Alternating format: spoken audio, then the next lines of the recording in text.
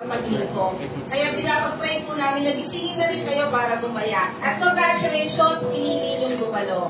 At salamat sa presensya ng Panginoon sa araw na ito. We are on our second week ng ating series na, pakibasa po, The Pursuit of Life. And today, we will have another topic na I believe, mamaya ko na sasabihin ko anong title kasi baka yung mga young people will not be interested, but surely, kahit young ka, ano ka pa man, you will learn a lot today. And this will impact your life in the future, in your future choices. So, ready na po ba tayong makinig? Amen, amen. So, God authored relationships. Ang Panginoon po, ang nag-akda ng ating mga relasyon. And He values them. Kahit anong relasyon yan, He values relationships. Binibigyan din po ng Biblia ang paglikha ng Diyos po sa sangkatauhan na mayroon po siyang pagnanais para sa relasyon at koneksyon sa mga nilikha niya. Tayo po yun. Dahil mahalaga ito sa kanyang layunin. Relationships are very important in God's purpose at mahalaga din po ito sa karakter ng ating Panginoon para po sa kanyang karakter ng pag-ibig. Amen po ba? Our God's character is love. So when we talk about relationships, it could refer to our relationship with God. Ano pa? Ano ba yung relasyon natin? Our family, relatives and friends, even our dating life, yung may dating life, BFGF dyan. And of course, yung relationship ng inside marriage. Yan, iba-iba po yung mga relasyon eh. Ano mga relasyon po yan? Surely, ang relasyon po ang tanging bagay na talagang tumatago sa damdamin ng isang tao. Amen po ba? When we talk about relationships, ito talaga yung pumapasok sa emosyon ng tao. So let's see. In Ecclesiastes 4:7-8, let's read. Again, I saw something meaningless under the sun. Ito po ang sabi ni Solomon. There was a man all alone. He had neither son nor brother. There was no end to his toil, o yung pagtatrabaho o pagpapatay. Yet his eyes were not content with his wealth. For whom am I toiling? He asked. And why am I depriving myself of enjoyment? This too is meaningless, a miserable business. So sabi ni Solomon, nakita na naman niya isang bagay na walang kabuluhan sa mundo. May isang tao na walang tigil sa pagpapagal, wala namang kasama sa buhay, wala namang kamag-anak, nag-iisa na, walang kaibigan, wala siyang kasiyahan, sabi ni Solomon. Hindi niya tinatanong sa sarili niya kung saan mauuwi yung pinagpapagalan niya. Walang kabuluhan, isang miserable buhay. Yan sabi ni Solomon. So Solomon expresses how meaningless our efforts will be if we do not have a companion or a friend or someone we are related to instead of doing things with someone or people around us. No, express ni Solomon kung gaano ka-vain o walang kabuluhan yung may effort ka in everything that you do, but you have no one beside you. You have no relatives, you have no friends, you are not in a relationship. Bagat in-isolate mo na yung sarili mo. So what is the goal of our relationships? In John 17:21, sabi po ni Jesus, this is His prayer. I pray that they will all be one, just as you and I are one.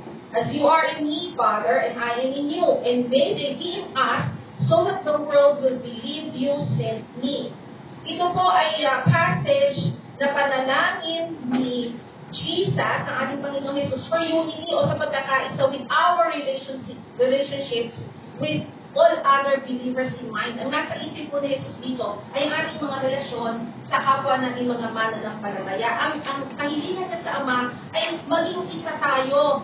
Tayong lahat na mananampalataya will be one kung paano ang ating Panginoong Jesus at ang Diyos Ama ay iisa, gayon din nawa tayo maging isa. Maging isa tayo, magkaroon tayo ng unity. So because God wants our relationships to demonstrate to the world that Christ's redeeming love is strong enough to overcome the dividing or the separating effect of sins. Ang gusto po ng Panginoong Jesus ay maging larawan ang mga relasyon, tayo mga mananampalataya, maging larawan ito sa mundo para makita nakikita ng mundo kung paano makapangyarihan ng kanyang pag-ibig laban sa pagkakabahabahagi na epekto ng kasalanan. Yan ang epekto ng kasalanan sa atin, iba division or separation. And of course, to also justify or validate our faith. Sa ating pagiging isa, mabibigyan katwiran ng ating pananampalataya, yung ating mga paniniwala at itinuturo, mas-justify yan na totoo yung ating pinananampalatayaan. So relationships are important. Especially our relationships with other believers. Kaya ang sabi ni Jesus sa Mark 12:31, love your neighbor as yourself. And in John 15:12, sabi niya, love one another as I have loved you. Amen? However, marriage, ang pag-aasawa po, is with its extraordinary opportunity po or chance for intimacy, is a convincing illustration po. Ang pag-aasawa po ay may natatanging pagkakataon para sa mas malalim at malamig na relasyon po is a convincing or a compelling illustration and demonstration of how Christ's love may allow people to enjoy genuine relationships. So, nakakahimok po. Ang relasyon ng mag-aasawa ay higit na nakakahimok dahil sa pagsasalarawan at pagpapakita nito kung paano maaaring bigyan ng kapangyarihan ng pag-ibig ni Kristo ang mga tao na maranasan po yung mga tunay na relasyon. So, our message today ay iikot po sa ating Marriage in Eternal Perspective title. Ano ba ang title ng marriage? Ng message today, marriage. Puro kasi marriage yung pinasusulat ko sa message. Well, Solomon expresses po the vanity of man. Kanina binasa natin, ang ina-express po ni Solomon yung vanity ng man, having no one beside him sa kanyang pagpapagal. Yung principles po ng following passages na babasahin natin can also be applied to married couples. Kaya nga ito po, hindi ko po alam kung sino nakaranas sa inyong ikasal at ito ang mensahe ng pastor na nagkasal sa inyo. At yung mga ikakasal in the future, surely, baka yung pastor na kukunin ninyo, message niya po itong Ecclesiastes 4:9-11. Let's read. Two people are better off than one, for they can help each other succeed. If one person falls, the other can reach out and help. But someone who falls alone is in real trouble. Likewise, two people lying close together can keep each other warm. But how can one be warm alone? So, ang context po ng Ecclesiastes 4 na binasa natin kanina, even this context po, ay nangungusap po si Solomon sa pag-iisa ng tao, yung vanity ng pag-iisa ng tao in his toil. Pero very applicable po sa pag-aasawa yung binasa po natin from chapter 4 verses 9-11. Ang sabi po niya, di ba, mas mabuti po ang dalawa ay kaysa isa. Mas marami ang bunga ng gagawin nila. The marriage relationship of two po, the husband and the wife, is better than one. Yan ang sinasabi ng verse 9. Ulitin ko po, the marriage relationship of two is better than one. So, mas mainam po ang dalawa kaysa sa isa.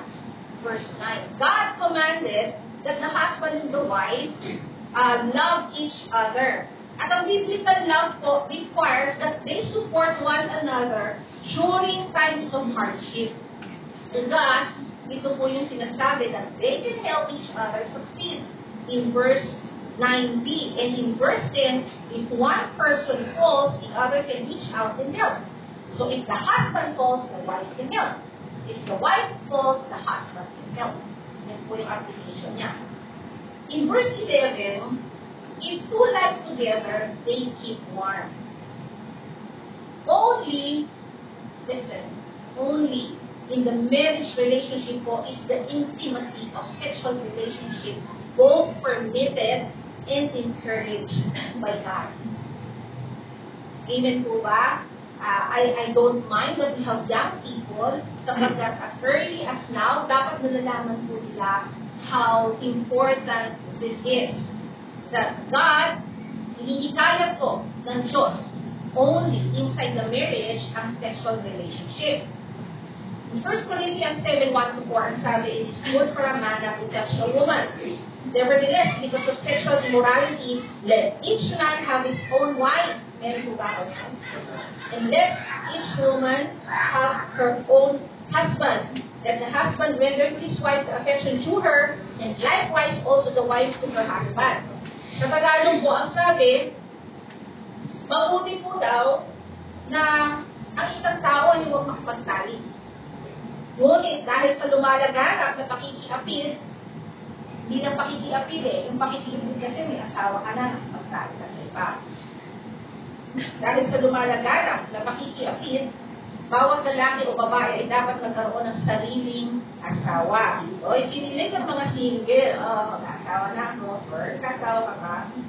Dapat daw, ito pa rin ang lalaki, ang kanyang tungkulin sa kanyang asawa, gayon din naman ang babae. And this is their,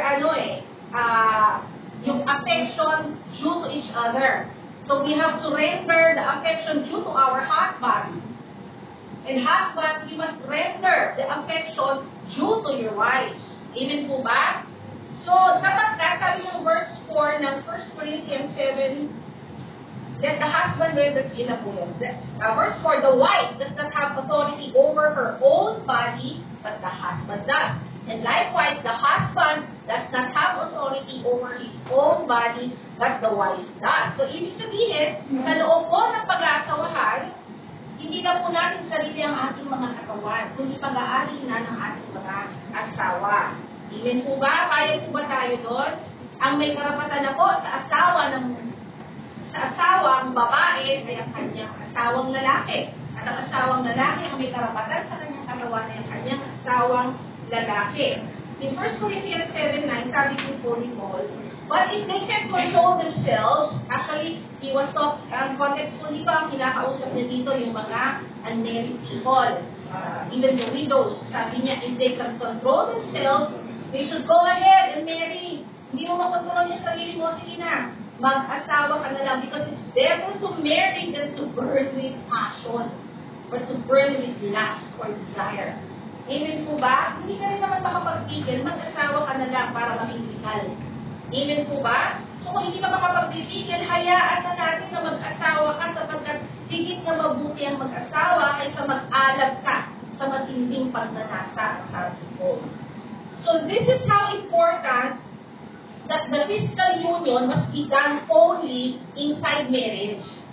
Napaka-importante po na yung physical union ay gagawin lang inside marriage.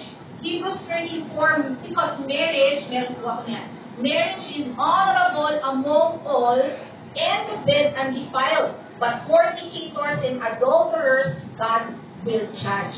Tingnan mo po yung bed, honorable, para lang sa mag-asawa, ang kama, for their physical union. Ang fornicators po dito ay those who are unmarried but engaging in premarital sex. While adulterers naman po dito ay may kanya-kanya ng asawa and yet pumapano pa sa ibang tao.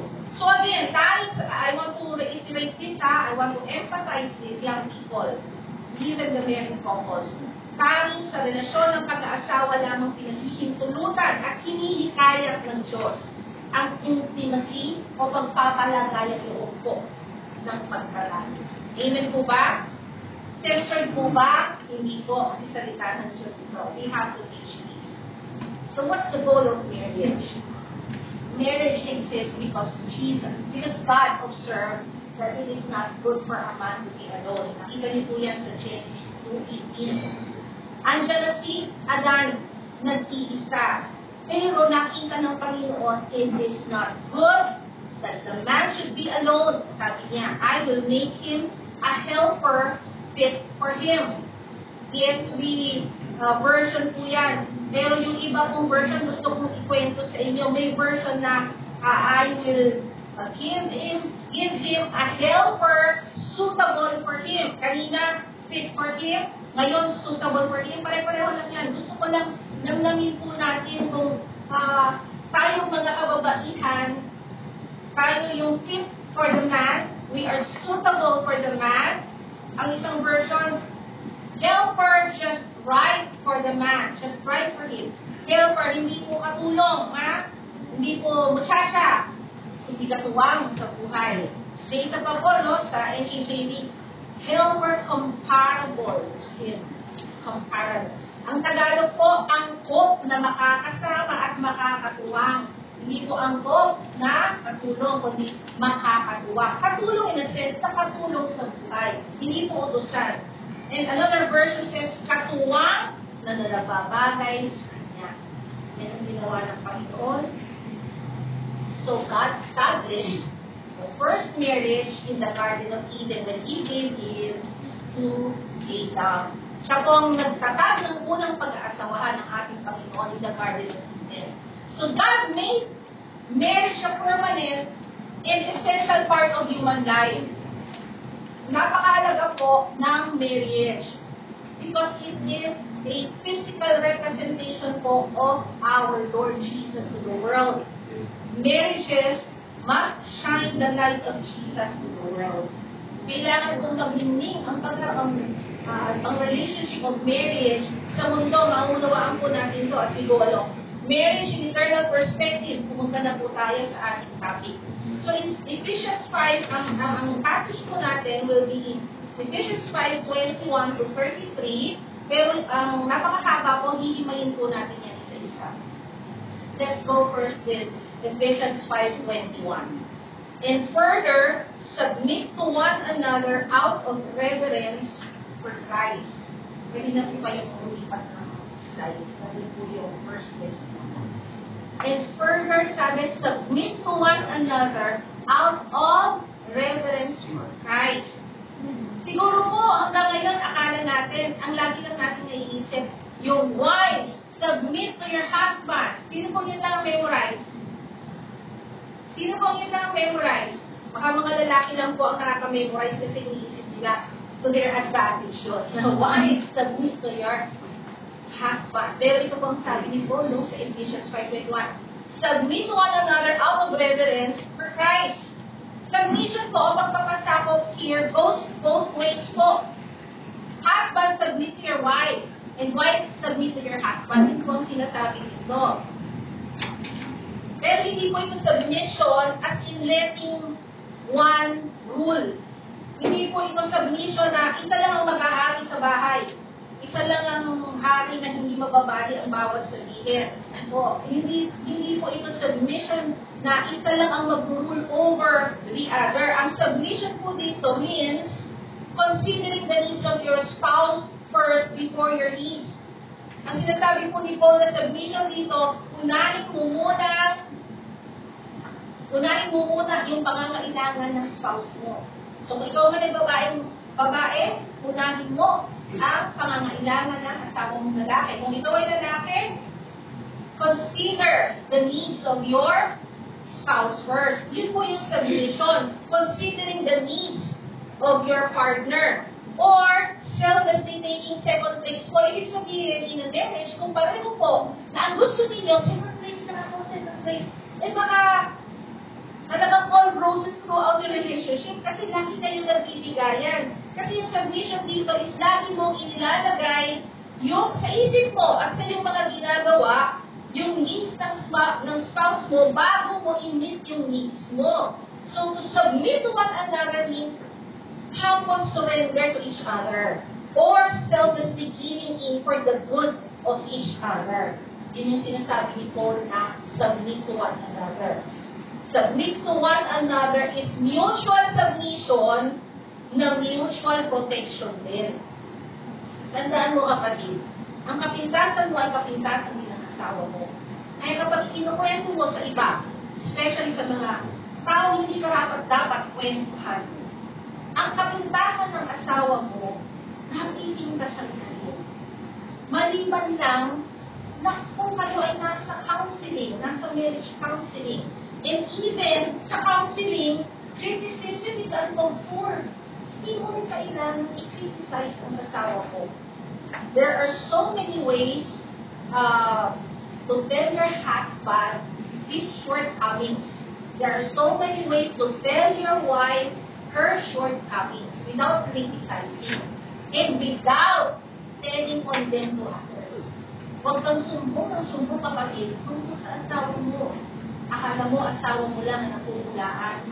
Ikaw din ay napupulaan. So, mutual submission is also mutual connection. Ang kapwa magpapasakop po makes marriage a unique experience po of sharing our life in Christ. Ito po yung natatanging karanasan na maibahagi natin yung buhay natin kay Kristo. Amen po ba? Amen po ba? Yun kaya ang nararanasan ng bawat mag-aasawa dito? Hindi pa. Siguro after the message. Kaya nga, magagawa ng mag-asawa. Kayo mag-asawa. Kaming mag-asawa. Magagawa natin ibigay yung ating mga sarili sa isa't isa na may pangakong tayo po ay magpapagamit sa Diyos ayon po sa layunin niya sa bawat isa. I can now give myself to my husband na ginagawa ang layunin ng Diyos sa buhay ko bilang babae. And my husband can give himself to me na ginagawa ang layunin ng Diyos sa buhay niya bilang lalaki. Amen po ba? Amen? So why mutual submission out of reverence for Christ? Ano ba yung reverence? Reverence means holy fear or respect. Bilang paggalang sa Panginoon, bilang mayroon tayong banal na takot sa Diyos, we submit to one another because we want to honor God in our marriages. Di ba gusto po natin na paparangalan ng Diyos sa ating mga pag-aasawa? Kasi ang Tagalog ng marriage is pag-aasawa, pag-aasawa. So when people see our selfless act, kapag nakita po ng mundo na tayo po ay selfish, meron po tayong mutual submission, meron po tayong love and respect inside the marriage, they will see also Jesus and His deep love for them. Maniniwala din sila na inibig sila ni Kristo. Because our marriages must be a testimony of Jesus' love and saving grace to all. Amen po ba? Let's continue in Ephesians 5:20-24. For wives, ito na sabi ni Paul, for wives, this means submit to your husbands as to the Lord. For the husband is the head of his wife, as Christ is the head of the church. He is the Savior of His body, the church. As the church submits to Christ, so you wives should submit to your husband in everything. So wives are expected to submit to their husbands in order to demonstrate how the church has responded to Christ. Kaya tayo nagpapasakop mga babae sa ating mga asawang lalaki ay upang maipakita kung paano ang iglesia, ang iglesia, the church, respond to Christ. Kung paano tayo tumutugon kay Kristo. The idea of the wife submitting po to the husband ay hindi po nangangahulugan na ang asawang lalaki po will make his wife a slave inside the home. O he will rule, he will lord over her, o kukontrolin po niya yung babae na parang alipin. Ang sinasabi po dito na wife submit to your husband is the first example po of what mutual submission looks like in the marriage. Pinapakita po ito. Yung submission ng babae inside the marriage ay nagpapakita ng isang ehemplo kung ano ang itsura ng mutual submission o kapwa pagpapasakop sa loob ng pag-aasawa. And that is expressing love and respect and selflessness towards her husband in everything. Just as the church is supposed to submit to Christ in love, reverence or holy fear, respect, and selfless service. So, yung ating pong pagpapasakop in everything sa ating mga asawa ay dapat nagpapakita ng love, ng pag-ibig, ng pagrespeto, ng selflessness.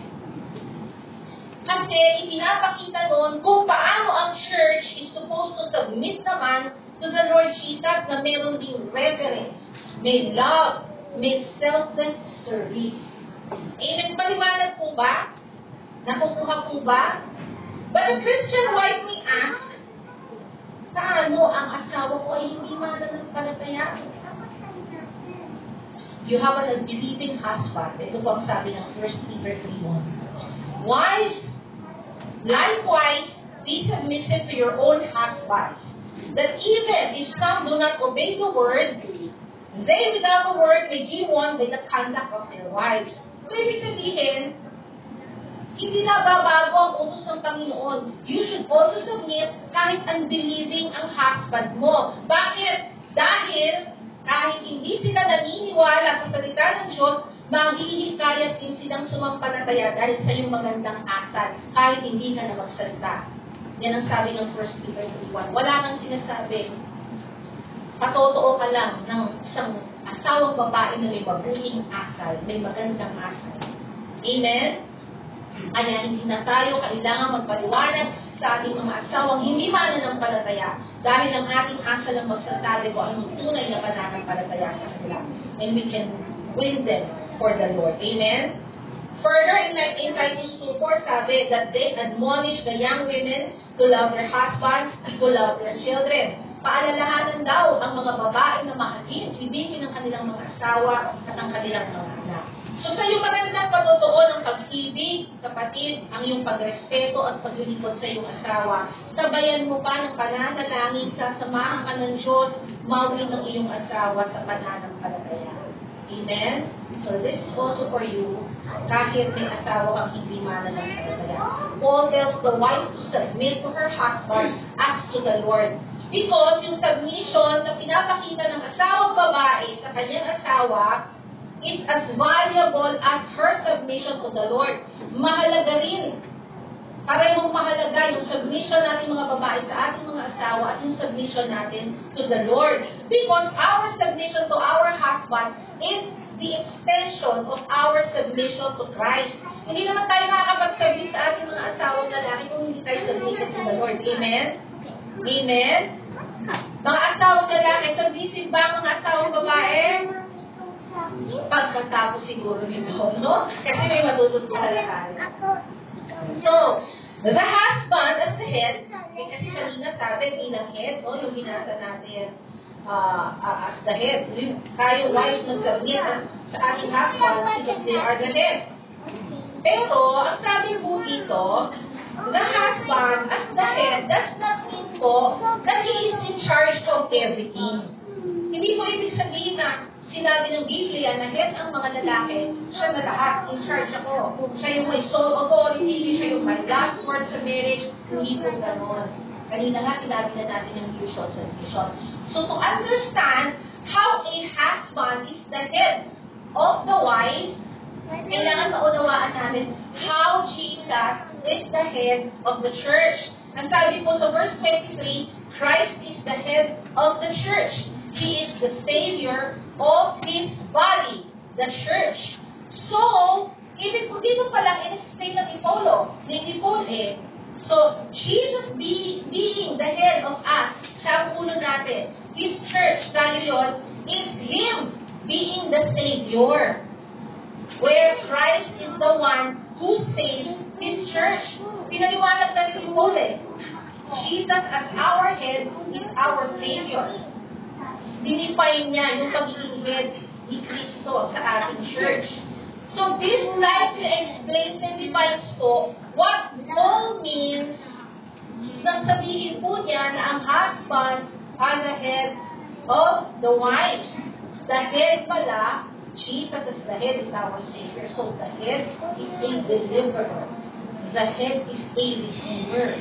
So the husband bilang head po must be the spiritual leader of his household.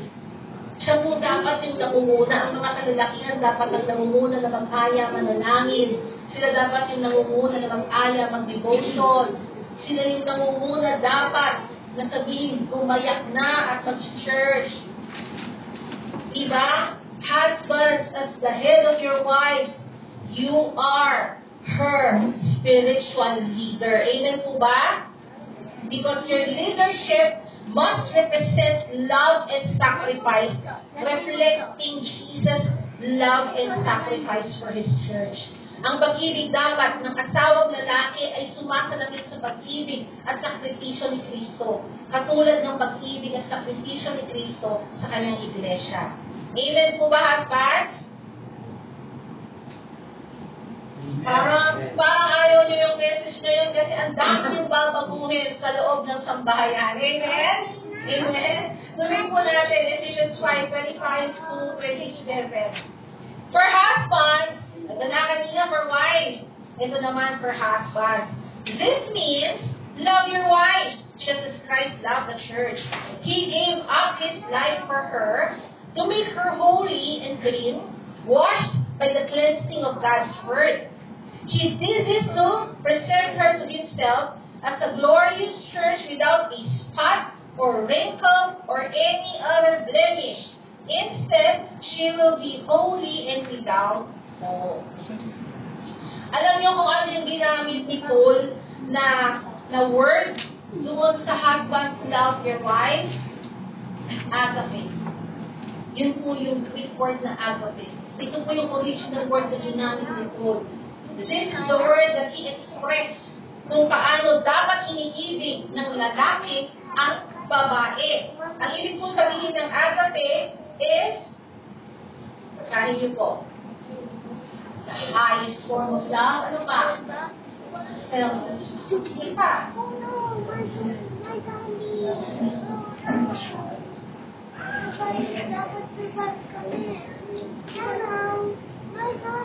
Bakit kailangan basahin mo na naririnig mo? Para tumalim sa puso mo. If your faith comes from hearing the Word of God, read it na naririnig mo para tumalim sa'yo. Sabi niya, di ba, the highest form of love, selfless love, unconditional love. Ang maganda dito, it is a love na sacrificial and other-oriented. Ibig sabihin po ng other-oriented, tinatanggal po yung focus sa ating mga sarili at napupunta po sa ating mga asawa. At ang unang-una po natin iniisip, yung makabubuti sa ating asawa. Yun yung agape love na gusto ni Paul na ibigay mo sa asawa mong babae. Tanggalin mo, kapatid, sa'yo ang focus. I-focus mo yung pag-ibig sa asawa mo. Dahil kapag ang lalaki ay makasarili, hindi maganda magiging takbo ng relasyon. Kailangan ang lalaki is like the love of Christ. Self-sacrificing. Amen po ba? Ito pong love na gusto ni Paul na ibigay ng mga kalalakihan sa kanilang mga asawa is the love of Jesus. This love is patterned by Jesus' love for us, that He selflessly laid down His life for us. Amen po ba? When we read 1 John 4:7 that God is love, it means God is agape, which is His very nature. Yun yung nature ng Panginoon. His very nature. Agape.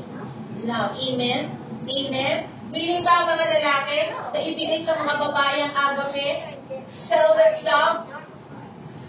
Other-oriented? Ang hirap, no? Other-oriented kasi yung unahin mo yung anything for the good of your wife. Kinikilig naman ng mga babae. Sa pag-aasawa ko, dapat talagang asawa ko ito, di ba? In verse 20, let's continue. In verse 26, it speaks about cleansing, washing without stain, without wrinkle, or without other blemish.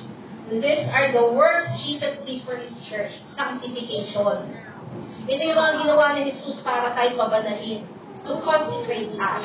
So Jesus' love for His church is an example of the sacrificial love po ng mga husbands that you should provide po to your spouses in order to sanctify them. Amen? Magtiwalag po ba yun? The vision of marriage po does not make the wife now in charge. Hindi po at sinabi ko na kailangan inuuna ng mga lalaki ang whatever is good for the wife ay nangangahulugan. In charge na ang mga kababaihan inside the household. Hindi po. Pero ito po yung larawan ng husband and wife that are servants of each other. Ito po yung larawan ng babae at lalaki, pag-asawa inside the marriage, na ang bawat isa po ay hindi po alipin na kundi lingkod ng isa't isa. You serve each other. Yun yung kanina pa natin sinasabing mutual submission. You must have mutual love and respect, both manifesting sacrificial love for each other.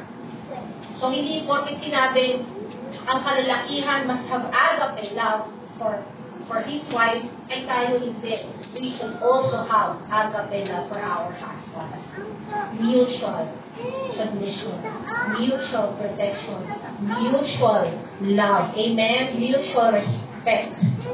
Ang sacrificial love po, is a selfless act of love po. Ibig sabihin, kung saan ang husband ay nagbibigay po, malaya po siya nagbibigay ng halaga sa kapakanan ng kanyang asawa. Gayon din naman ang asawang babae ay nagbibigay ng higit na mahalaga sa kanyang asawa. Kung ano yung ikabubuti ng kanyang asawa, yun ang ibibigay niya kaysa sa ating mga sariling pangangailangan.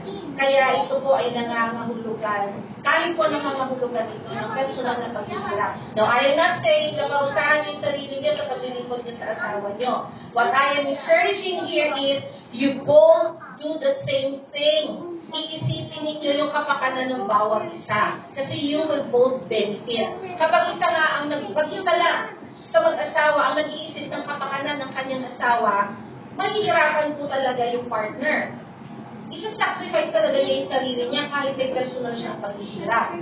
That's why the Word of God is encouraging us to have mutual submission. Nagkagawin natin pareho ito. We will serve one another as husband and wife. Kasi Jesus serves as the model. First of all, for the husband. Jesus serves as the model. Paul is calling the men to imitate Christ in His love and servitude. Ang Panginoon, He came to serve and not to be served. Amen po ba? Sabi ng Panginoon, hindi siya dumating para siya ipaglingkuran. Dumating siya para maglingkod. So ito po yung gusto ni Paul na i-imitate ng mga kalalakihan. Ang paglingkod po ng Panginoon is marked with self-sacrifice and humility. Amen po ba? Sa Ephesians 5:33, it gives the same application. However, ito, nangungusap po ulit si Paul sa mga kalalakihan. However, each one of you also must love his wife as he loves himself, and the wife must respect her husband. Hindi ibig sabihin na maglalang ang lalaki sa babae, mag-respect ang babae. Goes both ways po. You love and respect each other. Period. Yun ang sinasabi ni Paul. Ngayon, paano naman kung ang asawang babae naman ang hindi mananampalataya? Kanina, alam na natin, mga asawang babae, kung ang asawang lalaki hindi mananampalataya. But what if you have an unbelieving husband, an unbelieving wife naman? Ang 1 Peter 3:7 may sagot sa mga lalaki. In the same way, you husbands must give honor to your wives. Treat your wife with understanding as you live together. She may be weaker than you are, but she is your equal partner in God's gift of new life. Treat her as you should, so your prayers will not be hindered. Ang ganda, may pangako ang Diyos, that if you will honor your wife, if you will love your wife, walang makahagdag sa panalangin mo. Ngayon, tanungin mo, kapatid, at hindi natutubo ng panalangin mo, baka hindi mo nilalab-lab ang iyong asawa. Baka hindi mo ino-honor ang iyong asawa. Noon, nung hindi ko pa ito memorize, nagtataka ko sa aming dalawa. Sabi ko, Lord, bakit laging si Adnel ang answered prayer? Oh, love pala niya ako. Hindi ba kayo kinikilig? Okay. So, husband! Mga natutulog na kayo, parang ang dami ko ng responsibilidad pinagdala. Ang dami ng responsibilidad pinagbabae. Husband, because of your selfless love. Dito ako dito yung sabihin kasi dito yung expression ng kausap ko. Kasi dito ako napapatingin. Kausapin ko yung sabi. So husband, because of your selfless love and humility, with your faith and testimony and prayer, you may win your unbelieving wife most comfortably. Ganun din siya. Pareho din kung paano sinasabi ni Paul na maging magandang patotoo ka babae, ganun din lalaki maging magandang patotoo ka sa iyong asawa para makikaya mo sa pananampalataya. Wala ang kailangan ibaywanan. Ang magandang asal mo lang ang magsasabi na totoo yung pananampalataya mo. Amen? Amen? Well, so far, nakikita ko naman wala tayong member na ang asawa nila ay unbelieving. Although sa mga kababaihan natin, surely sila rin po ay binigay na yung pananampalataya kay Lord. Pero hindi ba natin nakakasama sa gawain? We will pray for that. Amen? Let's continue in Ephesians 5:28 to 30. In the same way, husbands ought to love their wives as they love their own bodies. For a man who loves his wife actually shows love for himself. No one hates his own body but feeds and cares for it, just as Christ cares for the church, and we are members of his body. Hindi naman talaga typical natin hini-hate yung mga katawan natin. Vain pa nga tayo, minsan inaalagaan natin, di ba? In fact, part of being human is taking care of ourselves. So, ang sinasabi ni Paul dito, pinapakita niya kung paano dapat pangalagaan at inahahalagahan ng mga asawang lalaki ang kanilang mga asawang babae na parang sarili nilang katawan. You nourish them, you cherish them. Pinapakain mo yung katawan mo, kakainin mo yung asawa mo.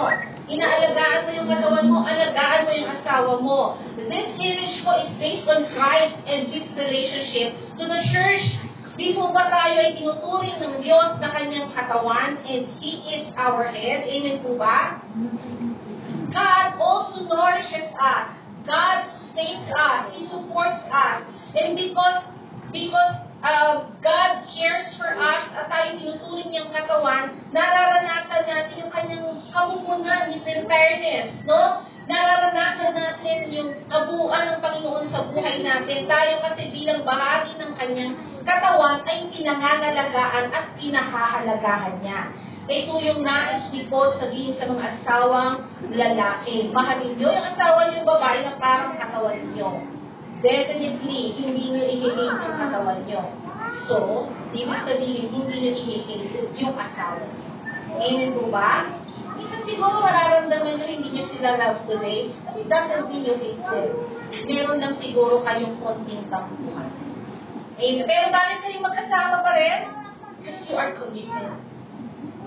Amen po ba? Amen po ba? Makakainin pa, mga lalaki, makakainin niyo ba yung mga asawa niyo?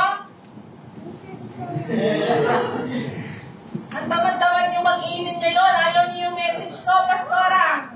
Next time, sila ang magme-message niyo. Sige, let's continue. Ephesians 5:31 to 33. As the scriptures say, a man leaves his father and mother and is joined to his wife, and the two are united into one. This is a great mystery. Nakita niyo? Ang hirap talagang ipaliwanag, kapatid. This is a great mystery. But it is an illustration of the way Christ and the church are one. So again, ang kulit ni Paul, again, I say each man must love his wife as he loves himself. And the wife must respect her husband. Ang kulit ni Paul, kasi kailangan natin matutunan to. Paul reminds us that in marriage, two people become one flesh. Sa pag-aasawa, ang dating dalawa ay nagiging isa na. And God's original plan po, and original design is that marriage becomes a lifelong relationship. Ito dapat yung nagtatagal forever and ever. Amen. Siguro may friendship na napuputol, but not marriage. Amen? Ang mag-aasawa, iwanan ng tatay at nanay. Hindi na nangangahulugan, hindi na niya tatay at nanay. Pero napuputol na yung dwelling nila with each other kasi magiging one na yung mag-asawa. Because marriage must be lifelong. Ito dapat yung hindi napuputol. Ito yung relasyon na hindi natatapos. So, sa pamamagitan po ng paghahambing ng relasyon sa pag-aasawa kay Kristo at sa Iglesia, tayo po yun. Yung turo po ni Pablo na ito ay nagbibigay ng mas mataas na pamantayan sa pag-aasawa. If you cannot commit to this kind of marriage, huwag ka mag-asawa, kapatid. Amen po ba yun? Huwag ka na mag-asawa kung sasabihin mong mahirap pala. Sapagkat napakataas ng pamantayan na sinasabi ni Paul sa pag-aasawa. Everything we see in this passage po, sa binasa natin, is closely related po to Christ and His love for the church, which is why ang marriage po is a significant relationship. Marriage is so important. Sa palagay ko, this is the most important relationship. Kasi ito yung relasyon na hinahalin tulad ni Kristo sa relasyon niya sa Iglesia. The husband's responsibility reflects po Jesus Christ's unselfish act. No, sumasalamin po yung responsibilidad ng asawa sa hindi makasariling gawa. Gayon din naman po yung responsibilidad ng asawang babae na sumasalamin po kung paano tutugon kay Kristo. Marriage helps us remember po what Christ did for us. Marriage helps us remember who Jesus is and what He did for us. Our marriage must be an illustration po of His relationship bilang tayo ay Kanyang iglesia. It is a mystery indeed, sabi na nga rin po, it is a mystery how marriages reflect His unconditional love to His church. But marriages are pictures of God to the world. Larawan po ang pag-aasawa sa mundo kung paano si Kristo ay nagbigay ng Kanyang sarili, yung Kanyang self-sacrificing act to redeem us. Amen? Amen po ba? Naunawaan po ba ang koneksyon ng marriage kay Kristo at tayo bilang Kanyang katawan? Of course, we need God in our marriage. We need God in our marriage. Ano po na yan? Tingnan po natin. Because we are more than physical bodies. Our needs go beyond physical. Hindi lang naman po katawan, hindi lang po tayo katawang lupa. No, we also have personal needs and deep longings.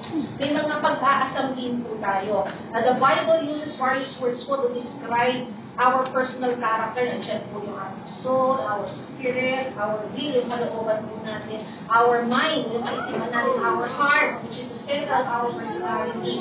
And it controls the intellect po, no? And emotions and will. So in any relationship, we all strongly wish to be loved, to love and to be loved. Diba? Kahit po anong relasyon yan, inaasam natin na tayo'y mahalin. Inaasam din natin tayo'y magmahal. Amen? So we also strongly want to accept and be accepted. Gusto natin tumanggap. Gusto din natin na tayo'y tanggapin. Amen po ba? Natural po yan. Thus inside the marriage po, the husband po and the wife would try to find their value and self-worth inside the marriage. Susubukan po talaga ng mag-asawa na hanapin yung kahalagahan nila at importansya inside the marriage. Pag may asawa ka na, hindi mo na sa iba hahanapin yan. Sa asawa mo na hahanapin yan. Both of them will attempt, both of you, husband and wife, you will attempt to meet your needs in each other. Hahanapin niyo sa isa't isa inyong mga pangangailangan. The husbands would try to find his significance in his wife. Yung wife naman would try to find her security in her husband. Kasi, normally, ang husband, gusto niya yung feeling na siya'y mahalaga sa marriage. Ano po ba yung kahalagahan na hinahanap ng asawa normally? Ito po yung kaalaman niya. Nakasama siya sa isang tunay na mahalagang obligasyon o trabaho, kung saan karapat-dapat siya, may kabuluhan siya, at meron po siyang makabuluhang epekto sa ibang tao, especially to his wife and to his children. At ang kahalagahan na hinahanap niya, yung mga efforts niya ay hindi mawawala. Amen po ba mga lalaki? Ito ba yung hinahanap ninyong kahalagahan ng buhay nyo? To feel significant, gusto nyo kasama kayo sa mahalagang obligasyon at meron kayong impact sa ibang tao? Amen? In other words po, husband would want to feel important inside the marriage. Gusto nila lagi feeling ng buong pamilya may silbi sila. Amen? Amen? Boys? O yung mga single, di pa nila maintindihan yan. Meanwhile, wives would look for security. Katiyakan naman ang hinahanap ng mga kababaihan. Ang hinahanap naman ng mga kababaihan, yung paniniwala nila na minamahal sila ng buo at walang kondisyon. No? Na hindi na kinakailangang magbago para makuha nila yung pagmamahal. Isang pagmamahal na ibinibigay ng walang kapalit. Yun ang gusto nilang matanggap. At bilang resulta, gusto nila hindi mawawala yung pagmamahal na yan. In other words, wives want to feel unconditionally loved inside the marriage. Kaya nga minsan yung mga married couples, narinig nyo na yung nagsabi na, oh, this is my husband, my significant other. Narinig nyo na yun, ina-address natin yung mga asawa natin, significant other. Kasi, bakit natin ina-address? Isang taong mahalaga sa ating kapakanan yung asawa natin, kaya minsan ina-address natin significant other. Ang dami nating pangangailangan. We have we want to have meaning in yung needs natin, our personal needs, may meaning, significance, gusto natin, may purpose tayo, may security, yung self-worth natin, yung value, love, acceptance. These are personal needs po that we will all try to find in our relationships, especially sa marriage. Lalo-lalo na kapag may asawa ka na hahanapin mo to inside the marriage. The husband and wife seek to find in each other the significance and security they long for. Both seek the feelings of acceptance, the feeling of importance. Kapag naramdaman nilang iniibig sila, doon lang nila nararamdaman na mahalaga sila. Kapag nararamdaman nila na appreciate sila, doon lang nila naiisip na may purpose pala ang buhay nila. Suppose you fail each other. Paano kung feeling nyo, binigo nyo ang isa't isa sa inyong expectations? What if fully depending on each other for personal needs fail you both? Paano kung ang hinahanap ninyo sa isa't isa ay mauuwi sa mabibigo ninyo yung isa't isa? The sad truth is, in the long run, you will fail each other. Talaga naman, bibiguin ninyo in the long run. Hindi ninyo mahanap sa isa't isa yung needs ninyo fully and completely. You will never, ever fully and completely meet each other's needs. You will fail each other in the long run because you will grow. You will even outgrow each other. May mauunang lumago. May mauunang mag-mature. Because maturity may not come to you at the same time. May isang mas magmamature. Naiwan na yung babae. Nag-mature na yung lalaki. Naiwan na yung lalaki. Nag-mature yung babae. Because one may mature faster than the other. At alam natin, when a person matures, mas lumalalim po yung kanyang mga pangangailangan. Mas nagkakaroon siya ng personal needs. Kasi naman, change is inevitable. Hindi ko maiiwasan. Next slide. Hindi ko maiiwasan ang pagbabago. But there's nothing wrong with change, sabi ko po dyan. As long as you both change in the same direction, then that direction must bring you closer to God. Wala pong masama at hindi maiiwasan ang pagbabago. Pero dapat, kapag nagbago po kayo, pareho po ng direksyon yung tinatahak ninyo. And that direction must bring you both closer to God. Kahit may nauna, hindi mo maiiwasan yan. Kaya nga nasabi kanina nung binasa natin sa Ecclesiastes, di ba? If one falls, may susuporta. Maghahatakan kayo pataas, hindi kayo maghahatakan pababa. Because God, our God is the author of love. Siya ang may akda ng pag-ibig, siya ang may akda ng kahulugan. He is the author of meaning. He gives us the security of being unconditionally and totally loved. Binibigay sa atin ng Panginoon yung katiyakan na tayo ay minamahal ng walang kondisyon. Tayo ay minamahal ng lubos ng walang kondisyon. And because whatever God does, lahat ng ginagawa ng Panginoon is significant. Because whatever our God does is significant, we are worthwhile people. Tayo man ay mahalaga. Ginawa tayo ng Panginoon, amen? Lahat ng ginagawa niya ay mahalaga. Therefore, tayo ay mahalaga, functioning in important roles. Tayo pa ay gumaganap sa mga mahalagang tungkulin. So in Christ, we are forever loved and truly significant. God does not decide kasi for the husband and wife to have their personal needs met in their marriage. Hindi po yun ang disenyo. Na yung mga personal needs ninyo ay matutugunan sa inyong pag-aasawa.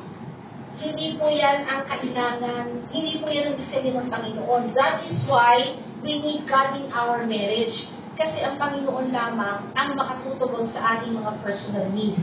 Let's go to Ecclesiastes 4:12. Ito po yung karugtong ng binabasa natin kanina. A person standing alone, next slide po, a person standing alone can be attacked and defeated. but two can stand back to back and conquer. Three are even better, for a triple braided cord. Wala po, ayaw mag-appear. Pakibasa po sa mga Biblia ninyo, kahit sa cellphone niyo, mas maganda mabasa niyo. Three are even better, for a triple braided cord is not easily broken. Dito po tinapos ni Solomon yung kanyang yung kanyang exhortation patungkol po sa dapat may kasama tayo. Pero dito po makikita natin, sabi niya, three are even better, for a triple braided cord is not easily broken. Ang triple braided cord, alam niyo po yung triple braided cord? Yung tatlong cords na intertwined with each other. Kapag po yung tatlong tali, binraid ninyo, yun po yung triple braided cord. Yung picture ko po kanina, meron po yun eh. Kung mababalikan ninyo, dun sa title. Pakibalikan po yung title na, yan ang triple braided cord. Tingnan nyo, ginawa nilang kasama sa wedding, sa wedding ceremony, ang ganda. Matthew 19:6. So then they are no longer two but one flesh. Therefore, what God has joined together, let not man separate. Thus, finding application po sa sinasabi ni Solomon na a threefold cord is not quickly broken because God is the third party we would want to have in our marriage. Ayaw natin na may third party kapag may minamahal tayo, amen? Pero ang Panginoon ang third party na gusto natin sa ating pag-aasawa. Siya ang third party na dapat kasama sa ating pag-aasawa. He is the one who joins husband and wife together. God wanted the marriage to grow into a close relationship kung saan ang asawang lalaki at asawang babae would find their most important needs po for significance. Yung matagpuan po nila yung pinaka-importante nilang pangangailangan patungkol po sa hinahanap nilang kahalagahan at katiyakan ay hindi ma-fulfill ng lalaki at babae na sila lamang, kundi ito po will be fulfilled only in Christ. Yung pong spirit natin that refers to the deepest part of man's essential nature as a person, ito po yung may kapasidad for fellowship with God. Ang spirito po natin, ang pinakamahalagang bahagi ng ating pagiging tao, ang siyang may kakayanan po na makipag-ugnayan sa Diyos. Kaya nais ng Diyos na siya yung ikatlong tali sa ating pag-aasawa para magkaroon ng triple braided cord. Both of them, the husband and the wife, must rely exclusively sa Panginoon. They must rely solely on the Lord to fulfill their desires. Kasi dapat ito yung disenyo ng Panginoon. Kasama siya sa marriage, hindi lamang niya hinalintulad ng pag-asawa sa iglesia, sa relasyon niya sa iglesia, kundi kasama siya sa pag-aasawahan bilang ikatlong parte ng mag-asawa. Dahil sa kanya lamang matutugunan kung ano yung pangangailangan ng mag-asawa. Kasi if we try to attempt ng ating asawa ang mag-meet ng needs natin, mabibigo po tayo. But when we have Christ inside the marriage, alam natin, both of us, the husband and the wife, will rely exclusively, solely, wholly to the Lord. Amen po ba? Bilang pagtatapos po, if you are young now and have heard this message, yung mga bata, nakita ko kung paano reaction nila, parang hindi naman kanila to eh. Hindi kanilang message to, so medyo inaantok, no? But if you are young, o kahit hindi yung mga bata, no? And you have heard this message, I pray that this message will impact you in your future choices. Na makatulong ang mensahe nito sa iyong pagpili, magmarka ang mensahe nito sa pagpili ninyo sa darating na panahon. If you are single, even yung mga single, or widow, or widower, huwag na mag-ingay, kilala ko na pala kayo, no? Ito yung maganda sa relationship natin dito sa church, eh. We are so close to each other. Now, if you are single, if you are a widow, wala namang widower, this is what Paul has to say in 1 Corinthians 7:8-9. Para po sa inyo mga single. So I say to those who aren't married and to widows, it's better to stay unmarried just as I am. Actually, sabi ko po, mas okay lang na mag-asawa katulad ko. But, if they can control themselves, they should go ahead and marry. It's better to marry than to marry because ulit ko lang yung binasa ko kanina. Kung hindi mo mapipigilan kapatid ang iyong sarili, and you are single now, go ahead and marry. Amen? To the unmarried, to the unmarried, but you wish to be married, or you are in a relationship, align your relationship to God's purpose. Though as He requires, so your marriage will be blessed. Kung mag-aasawa ka, gawin mo yung nire-require ng Panginoon. Ngayon pala, until you get married. So your union will be blessed. Amen? To the broken marriage. Ang dami kailangan kausapin sa iglesia nito. To the broken marriage naman, nothing is impossible with God. Patuloy kang umasa sa Diyos. He can and He will heal your marriage. You pray and you be still and wait for the Lord to act. Lahat ng bagay ay may tamang panahon para sa Diyos. Pero huwag kang mawawala ng pag-asa. Amen? Dahil nais ng Diyos ng isang buong pamilya at ang kanyang disenyo that marriage must be lifelong, I believe that every broken marriage, God will heal. God will restore. And to the married, may your marriage demonstrate, kagaya pong message natin, nawa ang inyong pag-asawa, demonstrate selfless act, selfless love and sacrifice to the world. Ibig sabihin, kapag dinidemonstrate niyo yung selfless love and sacrifice, dinidemonstrate niyo si Jesus sa inyong marriage. Amen po ba? Amen? May gusto pa bang mag-asawa? May gusto pa bang maghiwalay? Wala na. Kung dumating kayo dito kanina, gusto niyo maghiwalay, hindi na kayo maghiwalay. Kung wala kang plano mag-asawa kanina, ngayon magpaplano ka na. Amen po ba? Amen? Young people, let's all stand and let's continue to worship.